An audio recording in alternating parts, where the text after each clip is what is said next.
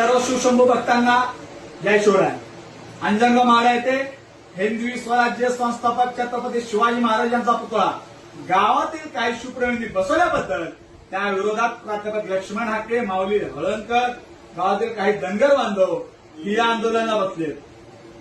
जोपर्यंत छत्रपती शिवाजी महाराजांचा पुतळा काढला जात नाही तोपर्यंत आम्ही इथून उठणार नाही अशी त्यांनी भूमिका घेतली. त्यांचं मत आहे श्री केलोबा मंदिरच्या जागेत हा पुतळा बसवलेला आहे, मुख्य प्रवेशद्वारासमोर हा पुतळा बसवलेला आहे असं त्या मंदिर ट्रस्टी आणि प्राध्यापक हाके, हळणकर यांचं मत आहे. काल मी स्वतः अंजनगाव येथे ठिया मांडून होतो. संपूर्ण गावात परिस्थिती मी जाणून घेतली. मुख्य प्रवेशद्वारापासून 100 फूट लांब एका झाडाखाली छत्रपती शिवाजी महाराजांचा पुतळा तिथं बसवण्यात आलेला आहे. मंदिरच्या जागेत छत्रपती शिवाजी महाराजांचा पुतळा नसून मंदिरच्या वॉल कंपाऊंडच्या बाहेर पुतळा बसवण्यात आलेला आहे. त्यांचं मत आहे ही जागा मंदिरची आहे. शिवप्रेमींकर सुद्धा पुरावा आहेत ही ग्रामपंचायतची जागा आहे. सगळ्यात मोठी दुर्दैवी गोष्ट,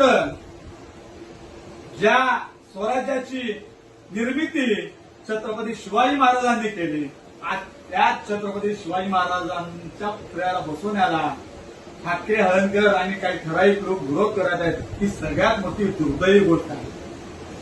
मी काल स्वतः मंदिरच्या पुजारी ट्रस्टींशी तिथं चर्चा केलो, शिवप्रेमीशी चर्चा केलो. आम्ही स्वतः पुजारीनं म्हणलं हे पुतळा प्रवेशद्वारापासून 100 फूट लांब आहे, हे मंदिरच्या जागेत नसून वॉल कंपाऊंडच्या बाहेर आहे. पालखी मार्गाला सुद्धा कुठं अडचण येत नाही. तुम्ही तुमचं आंदोलन मागे घ्यावं, तुम्ही स्वतः तिथं महाराजांना हार घालावा आणि आपण महाराजांच्या पुतळ्याचं स्वागत करावं. तेथे ज्या आंदोलनाला बसलेले त्यांची भूमिका एकच होती, पुतळा काढा म्हणून. त्यानंतर पोलीस अधीक्षक कुलकर्णी साहेब, एलसीबी पोलीस निरीक्षक संजय जगताप साहेब यांच्यासोबत सर्व शिवप्रेमींची बैठक झाली. त्या बैठकीत शिवप्रेमींनी स्वतः सांगितले की मंदिरच्या जागेत जर पुतळा असेल तर आम्ही स्वतः काढून घेऊ, तुम्ही मोजणी करा, आमच्याकडे हे कागद बघा. हे सर्व चर्चा झाल्यानंतर पोलीस अधीक्षक कुलकर्णी साहेब, जगताप साहेब यांनी मोजणी करण्याचा निर्णय तिथे घेतला. मोजणी करण्याचे अधिकारी सुद्धा तिथे आले होते, पण प्राध्यापक लक्ष्मण हाके यांनी मोजणी करायला विरोध केला. छत्रपती शिवाजी महाराजांचा पुतळा इथून काढा, एकच तिने भूमिका तिथे घेतली. त्यामुळं आज संपूर्ण महाराष्ट्रात मराठा धनगरचा संघर्ष इथं निर्माण झालेला आहे. धनगर समाज हा मराठा समाजाचा लहान भाऊ आहे.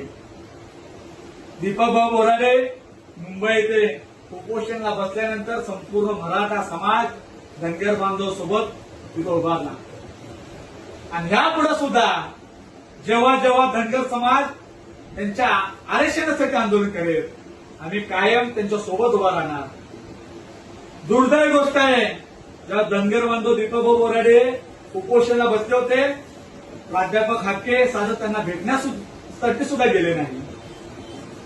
आपण बघितलं गेल्या 15 दिवसापासून वारंवार मराठा समाज आणि छत्रपती शिवाजी महाराजांच्या विरोधात प्राध्यापक हाके भूमिका घेत आहेत. सातारा जिल्हा परिषद अध्यक्ष कुणबी मराठा झाला म्हणून 8 दिवसापूर्वी त्यांनी तिथं बैठक घेतली, कुणबी मराठा अध्यक्ष काढा म्हणून. पलटण सभापती कुणबी मराठा झाला म्हणून तिथं त्यांनी त्या विरोधात निवेदन दिलं. आणि का धनगर मराठामध्ये वाद लावण्यासाठी ठिय्या आंदोलनाला हाके तिथं बसले. आज सकाळी आपण बघितलं असताल प्राध्यापक हाके काही लोक घेऊन बॅरिगेड तोडून पोलिसांना ढकलून मराठा समाजाच्या लोकांच्या अंगावर येण्याचा प्रयत्न करत होते. मुख्यमंत्री देवेंद्र फडणवीस साहेब, आपण या प्रकरणात जातीने लक्ष घाला. प्राध्यापक लक्ष्मण हाकेला या महाराष्ट्रात दंगली घडवत आहे का, मराठा धनगर हा वाद लावत आहे का, हा त्यांचा हेतू आहे का, याचा आपण तपास करावा. गावात काल आम्ही असताना